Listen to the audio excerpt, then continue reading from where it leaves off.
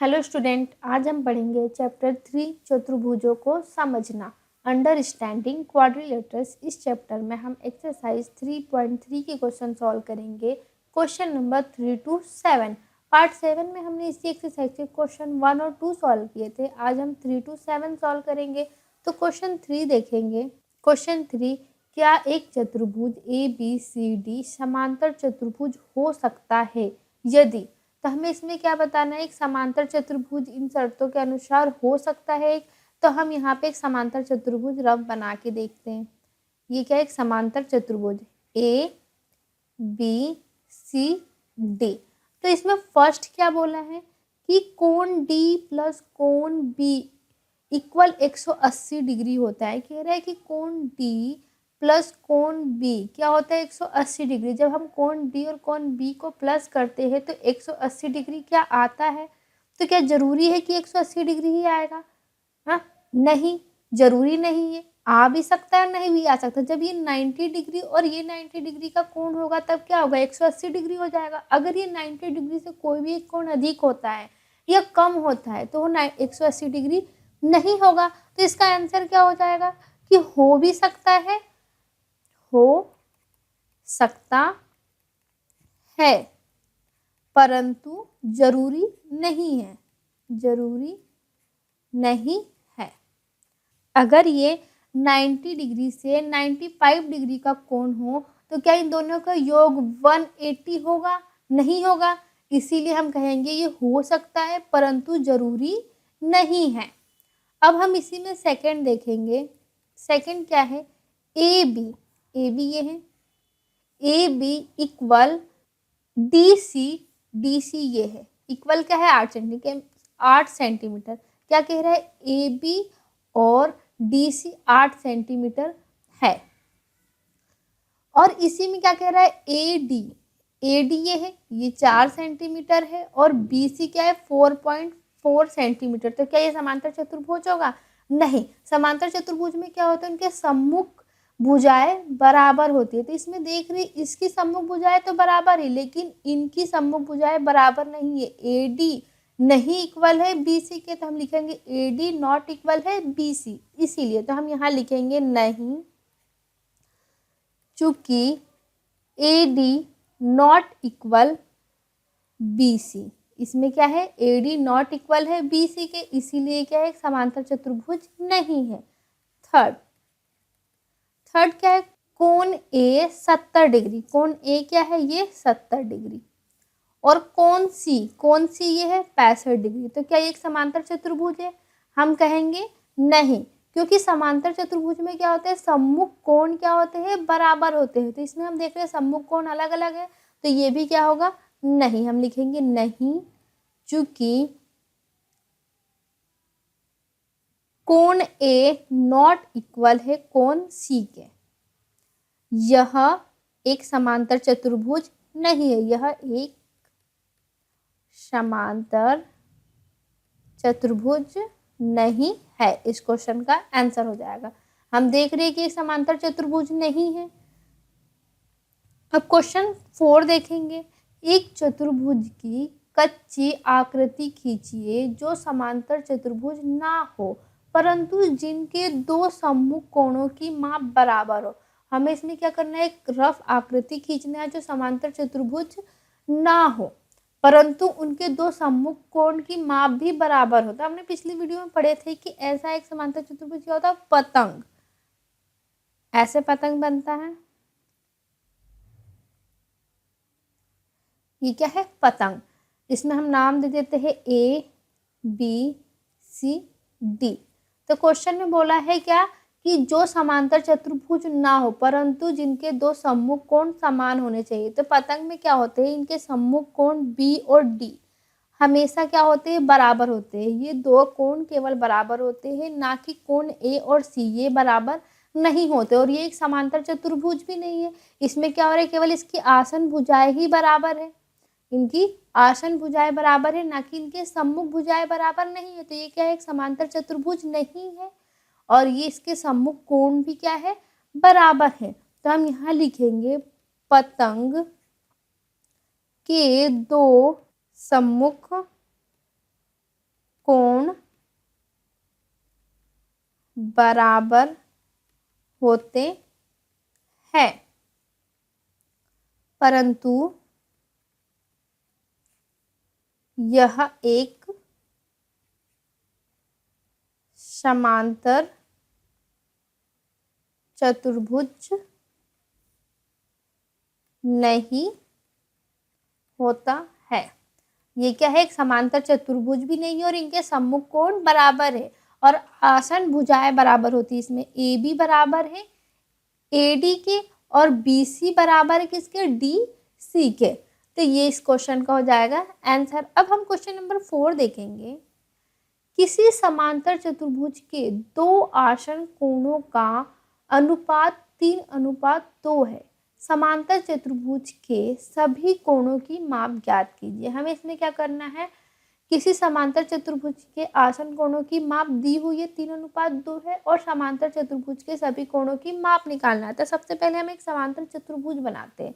तो यहाँ पे हम ये समांतर चतुर्भुज बना लेते हैं।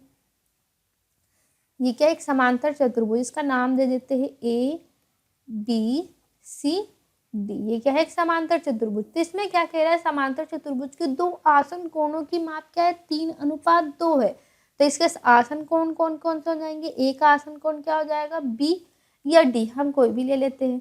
तो इसका आसन कोण क्या हो सकता है, 3:2 है। तो हम मान लेते हैं कि 3x है और ये क्या है, 2x है। इनके आसन कोण क्या है, 3x और 2x। तो हम यहाँ लिखेंगे माना आसन कोण, आसन कोण क्या है, 3x और 2x, यही है। अब हम क्या करते हैं कि हमें पता है कि समांतर चतुर्भुज के आसन कोणों का योग कितना होता है, 180 डिग्री। तो इनके आसन कोणों का हम योग निकाल लेते हैं। 3x + 2x इक्वल क्या हो जाएगा, 180। तो इनको हम प्लस करेंगे तो 5x हो जाएगा। यहाँ 180 x की वैल्यू निकाल लेंगे, यहाँ से 185 इधर आ जाएगा। 5 से हम डिवाइड करेंगे तो कितने बार में डिवाइड होगा, 36। तो x क्या है, 36। तो अब हम ए कोण की माप निकाल सकते हैं x की वैल्यू निकाल के। तो हम कोण ए इक्वल क्या है, 3x। तो हम इसमें मान रख देंगे 3 × 36 इंटू करेंगे तो कितना यहाँ आ जाएगा, 108 यानी 108 डिग्री। यानी कि ए कोण क्या है, 108 डिग्री। इसी तरह बी का भी निकाल लेंगे, कोण बी, कोण बी क्या है, 2x = 2 × 36। यहाँ इंटू करेंगे तो क्या आ जाएगा, 72। कोण बी क्या है, 72। ये कितना हो गया, 108 108 और ये क्या हो गया, 72 यानी 72। तो हमें पता है कि समांतर चतुर्भुज के सम्मुख कोण क्या होते हैं, बराबर। तो ए का सम्मुख कोण क्या है, सी है। तो ये भी क्या हो जाएगा, 108 डिग्री हो जाएगा। और बी का सम्मुख क्या हो जाएगा, डी, और ये क्या हो जाएगा, 72 डिग्री। तो हमें पता चल गया कि डी और सी भी क्या है। तो हम यहाँ लिखेंगे कि कोण ए बराबर है कोण सी के और कोण बी बराबर है कोण डी के। तो यहाँ पे हम लिखेंगे, चूंकि समांतर चतुर्भुज के सम्मुख कोण बराबर होते हैं, इस रीजन से हो गए। तो यहाँ पे कोण ए कितना आ गया, 108 डिग्री और कोण बी 72 डिग्री। कोण सी कितना आया, ये भी 108 डिग्री आएगा क्योंकि समांतर चतुर्भुज के सम्मुख कोण क्या होते हैं, बराबर होते हैं। कोण डी 72 डिग्री इस क्वेश्चन का हो जाएगा आंसर। अब हम क्वेश्चन 6 देखेंगे। क्वेश्चन 6, किसी समांतर चतुर्भुज के दो आसन कोणों की माप बराबर है। समांतर चतुर्भुज के सभी कोणों की माप ज्ञात कीजिए। अब इस क्वेश्चन में क्या कह रहे हैं कि किसी समांतर चतुर्भुज के दो आसन कोणों की माप क्या है, बराबर है। तो हम यहाँ पे मान लेते हैं ये एक समांतर चतुर्भुज है, ए बी सी डी। तो इसमें दो आसन कोणों की माप बराबर है। तो हम मान लेते हैं कि एक आसन कोण की माप क्या है, x है। तो कोण बी भी क्या हो जाएगा, x, इसका आसन कोण यही है। ए का आसन कोण क्या है, डी भी हो सकता है, तो x आ जाएगा इसका भी माप, और इसका आसन क्या हो जाएगा, सी, यानी इससे सम्मुख कोण भी क्या होते हैं, बराबर होते हैं। तो इन सबके कोण क्या हो गए, x हो गए। तो हमें इसकी माप निकालना है कि सभी कोणों की माप क्या है। तो हम यहाँ पे लिखेंगे माना समांतर चतुर्भुज के आसन कोण, हमने क्या माने अभी आसन कोण यहाँ पे x, तो कोण A और कोण A का आसन कोण हमने क्या माने, कोण B क्या है x है। तो कोण C और कोण D भी क्या हो जाएगा, x हो जाएगा। कोण C और कोण D भी x हो जाएगा, क्योंकि समांतर चतुर्भुज के सम्मुख कोण क्या होते हैं, बराबर होते हैं। यहाँ पे हम लिख देंगे समांतर चतुर्भुज के सम्मुख कोण बराबर होते हैं, इस रीजन से। और हमें ये पता है कि समांतर चतुर्भुज के चारों कोणों का योग कितना होता है, 360 डिग्री। तो इससे हम निकाल लेंगे, इनका योग कर देंगे तो क्या हो जाएगा, x plus x plus x plus x equal क्या हो जाएगा, 360। क्योंकि समांतर चतुर्भुज के चारों कोणों का योग कितना होता है, 360 डिग्री। तो हम यहाँ लिखेंगे चूंकि समांतर चतुर्भुज के चारों कोणों का योग 360 डिग्री होता है। तो यहाँ पे क्या हो जाएगा, 4x इक्वल 360 डिग्री। x की वैल्यू निकाल देंगे, 360 में हम 4 से डिवाइड कर देंगे तो x की वैल्यू क्या आ जाएगी, कितने बार में डिवाइड आएगा, 90। तो x की वैल्यू क्या आ गई, 90, यानी कि ये कितने डिग्री का कोण है, 90। सारे कोण 90 डिग्री के कोण है। तो कोण A इक्वल 90, कोण B इक्वल 90 डिग्री, कोण C इक्वल 90 डिग्री, कोण D इक्वल 90 डिग्री। इस क्वेश्चन का हो जाएगा आंसर। अब हम क्वेश्चन नंबर 7 देखेंगे। संलग्न आकृति HOPE एक समांतर चतुर्भुज है, x, y और z कोणों की माप ज्ञात कीजिए। ज्ञात करने में प्रयोग किए गए गुण को बताइए। तो हम यहाँ पे देख रहे हैं, एक क्या दिया है, समांतर चतुर्भुज HOPE। ये क्या है, एक समांतर चतुर्भुज है। तो इसमें हमें x, y और z कोणों की माप निकालना है। x ये है, y z। तो इसमें निकालेंगे तो हम देख रहे हैं सबसे पहले यहाँ पे क्या दिख रहा है कि इस कोण की माप यहाँ पे दी है, क्या है, 40 डिग्री। और यहाँ से एक विकर्ण खींचा गया है। तो y कोण की माप हमें पता चल गया कि क्या होगा, किससे पता चलेगा, किस गुण से, अंतः एकांतर कोण से। अंतः एकांतर कोण में क्या होते हैं, ये कोण बराबर होते हैं। तो देख रहे हैं जब ये 40 डिग्री है तो कोण y भी क्या होगा, 40 डिग्री, क्योंकि यहाँ क्या बन रहा है, अंतः एकांतर कोण बन रहा है। तो हम यहाँ लिखेंगे कोण y इक्वल क्या हो जाएगा, 40 डिग्री। क्यों होगा, चूंकि अंतः एकांतर कोण से यहाँ पे क्या हो गया, y निकल गया 40 डिग्री। y जब 40 डिग्री है तो अब हमें z और x की वैल्यू निकालना है।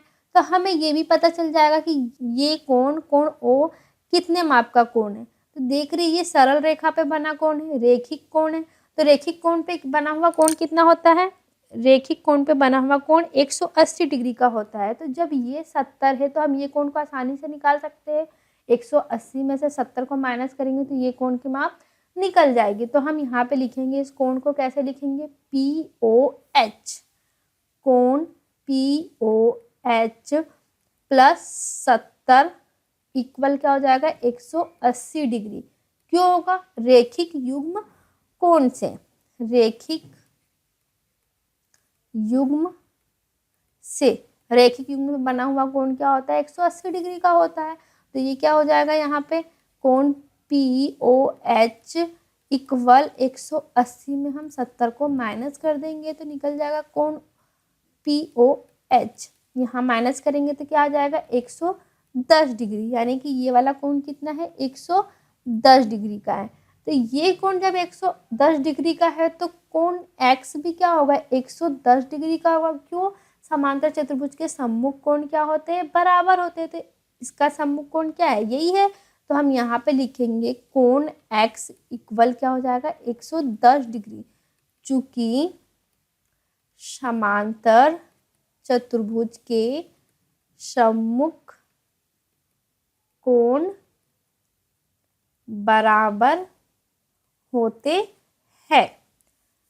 अब ये निकल गया कोण, ये भी y भी निकल गया। अब हमें z निकालना है। तो देख रही है क्या, एक त्रिभुज है, तो त्रिभुज के तीनों कोणों का योग कितना होता है, 180 डिग्री होता है। तो हम यहाँ पे कर लेते हैं कोण y प्लस कोण z प्लस कोण POH, ये वाले कोण को इक्वल 180 डिग्री। चूंकि त्रिभुज के तीनों कोणों का योग 180 डिग्री होता है, तो कोण y कितना निकला, 40 डिग्री प्लस कोण z और कोण POH कितना है, 110 डिग्री इक्वल 180 डिग्री। यहाँ हम प्लस करेंगे तो कितना हो जाएगा, 150 डिग्री प्लस कोण z इक्वल 180 डिग्री। कोण z की वैल्यू निकाल लेंगे, 180 में से हम 150 को माइनस कर देंगे तो कोण z कितना निकल जाएगा, 30 डिग्री। तो कोण z कितना है, 30 डिग्री, यानी कि ये कितना है, 30 डिग्री। तो कोण x 110 है, कोण y 40 डिग्री और कोण z क्या है, 30 डिग्री। इस क्वेश्चन का ये हो जाएगा आंसर। अगर आपको वीडियो अच्छी लगी हो तो प्लीज़ वीडियो को लाइक और शेयर करें और ऐसी वीडियो देखने के लिए चैनल को सब्सक्राइब करें और बेल आइकन का बटन जरूर दबाएं, जिससे कि आपको आने वाले वीडियो के नोटिफिकेशन मिल सके।